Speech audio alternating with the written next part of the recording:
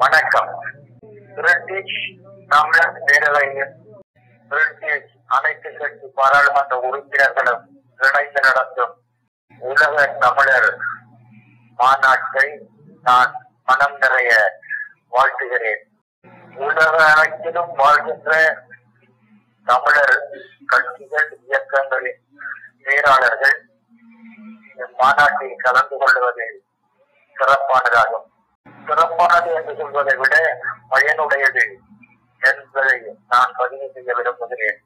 ஒருமித்த உலக தமிழர்களின் குரலாய், ஈழத் தமிழர்களின் குரலாய் மட்டுமல்ல, உலக தமிழர்களின் குரலாய் இந்த மாநாடு ஓங்கி ஒலிப்பதை நான் பார்க்கிறேன். இது ஒரு வரலாற்று நிகழ்வு.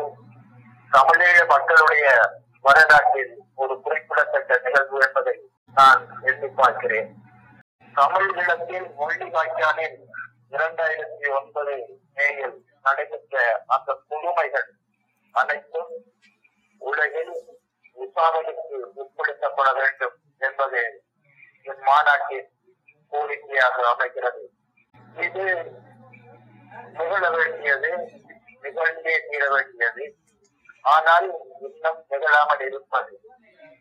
ஆகவே வலியுறுத்த வேண்டிய ஒரு பெரிய பொறுப்பும் உலகமெங்கும் வாழ்கிற தமிழ் மக்களுக்கு முன்பு, தமிழீழ மக்களுடைய துயரங்களை புரிந்து கொண்ட, உணர்ந்து கொண்ட, தெரிந்து கொண்ட, அறிந்து கொண்ட உலகில் வாழ்கின்ற அரசியலாளர்களுக்கு முன்பு இந்த நேரத்தில் நான் உண்மையிலேயே தமிழீழ மக்களுடைய நிலையை எண்ணி பார்க்கிறேன்.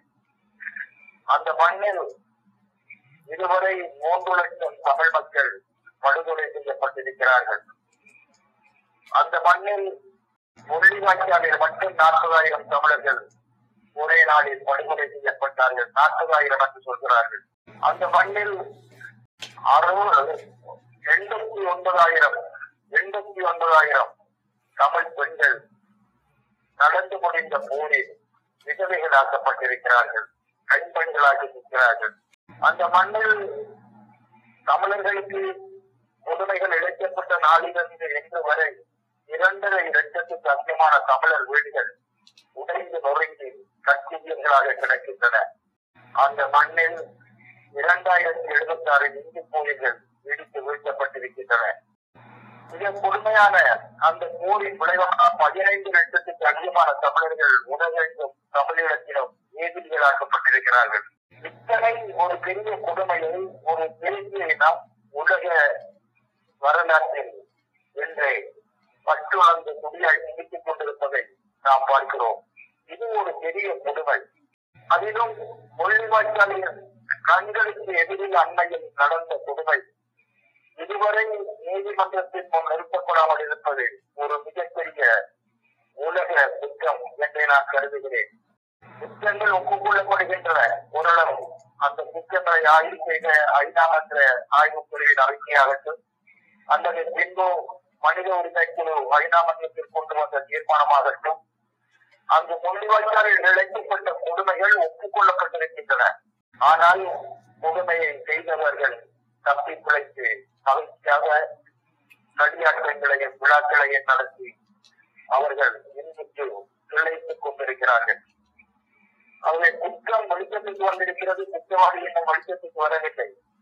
குற்றவாளி வெளிச்சத்துக்கு வர வேண்டும் என்பதை வலியுறுத்துகிற ஒரு பெரிய மாநாடாக இந்த மாநாடு அமைகிறது. குற்றவாளி அண்மையில் இருக்கிறான், வெளிச்சத்தில் இருக்கிறான், தெரிந்தவனாக இருக்கிறான், கண்ணுக்கு முன்னால் இருக்கிறான். ஆனால் அவனை தொட முடியாமல், தெரிந்த வெளிச்சத்தில் அவனை கொண்டு வந்து நிறுத்த முடியாமல் உலகம் இருப்பது ஒரு துயரமாகும். தொட முடியாத, கண்டுபிடிக்க முடியாத, மறைவிடத்தில் ஒழித்து வாய்ந்த ஈஸ்வரன் இஸ்ரேலில் யூதர்களை படுகொலை செய்த அந்த மிகப்பெரிய ஜெர்மானிய ஹிட்லரின் அந்த கொடிய கொடுங்கோலர்களில் ஒருவராக விளங்கியவன். அவன் மறைந்து வாழ்ந்தான், ஒளிந்து வாழ்ந்தான். அவனை தேடி கண்டுபிடித்து கொண்டு வந்து நீதிமன்றத்தில் நிறுத்தினார்கள். இந்த எதிரி மஹிந்த ராஜபக்ச அப்படி மறைவான இடத்தில் இல்லை. அவன் உலகம் அறிந்த ஒரு நாட்டின் தலைவனாக பவனி வருகிறார். மிலோசேவிச் அவர் பண்ணிய கொடுமைகள், அவர் நீதிமன்றத்தின் முன் நிறுத்தப்பட்டார், சிறையிலேயே இறந்து போனார். மிலோசேவிச் அவர்கள் செய்த படுகொலையை விட பல மடங்கு படுகொலையை செய்தவன் மஹிந்த ராஜபக்ஷ அவன் என்று மிக இன்பமாக, மிக மகிழ்ச்சியாக, மிக மிக உயர்ந்த இடத்தில் வாழ்ந்து கொண்டிருக்கிறான். இந்த குற்றவாளி வெளிச்சத்தில் நிறுத்தப்பட வேண்டும், கூண்டில் நிறுத்தப்பட வேண்டும். மக்கள் மன்றத்தில் அவன் குற்றவாளியாக அவன் தண்டனை பெற வேண்டும். அதைத்தான் இந்த மாநாடு வலியுறுத்துகிறது. இந்த மாநாடு சிறப்புற நடந்து இந்த மாநாட்டில் அந்த தீர்மானம் நிறைவேற வேண்டும் என்று நான் விரும்புகிறேன்.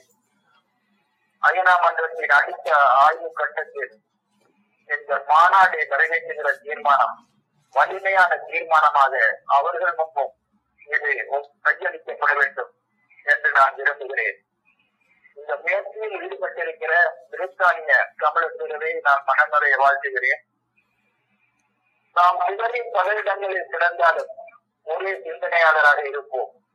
கருத்து வேறுபாடுகளை தூக்கி எறிவோம். நாம் இணைந்து நிற்போம். நாளைக்கு நம்முடைய விடுதலையை நோக்கிய பயணத்தில் இப்படியான கஷ்டங்கள் நமக்கு வலிமை தருகின்ற நிகழ்வுகளாக அமைகின்றன.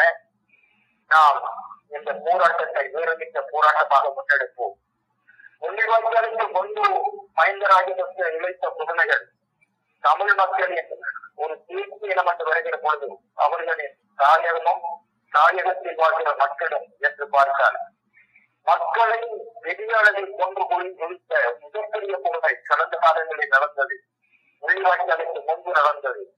முள்ளிவாய்க்காலுக்கு பின்பு அவர்களின் தேசிய இனத்தின் இன்னொரு அடையாளக்கூறாக இருக்கிற தாயகம் மிகப்பெரிய அளவில் பறிக்கப்படுகிறது. சிங்கள குடியேற்றத்தால் நாம் நம் தாயகத்தை மிகப்பெரிய அளவில் மிக விரைவாக இழந்து கொண்டிருக்கிறோம். ஆகவே இந்த காலகட்டத்தில் அவனுடைய கொடுமைகள் தொடர்கிற காலகட்டத்தில் ஒரு தேசிய இன அழிப்பை மஹிந்த ராஜபக்ஷ இன்னமும் நிறுத்தாமல் அடம் பிடிக்கிற காலகட்டத்தில் இந்த மாநாடு நம்முடைய தமிழ் தேசிய விடுதலை நீரோட்டத்தில் மேலும் வலிமை சேர்க்கட்டும் என்று சொல்லி ஈடுபடுகிற அனைவரையுமே நான் வாழ்த்துகிறேன். மாநாட்டை வாழ்த்துகிறேன். மாநாட்டு தீர்மானத்தை வாழ்த்துகிறேன். நமது பயணத்தை தொடர்வோம். விடுதலை பயணத்தை தொடர்வோம். விடுதலைக்கான தேவை இருக்கும் வரை விடுதலைக்கான போராட்டமும் இருக்கும். வணக்கம்.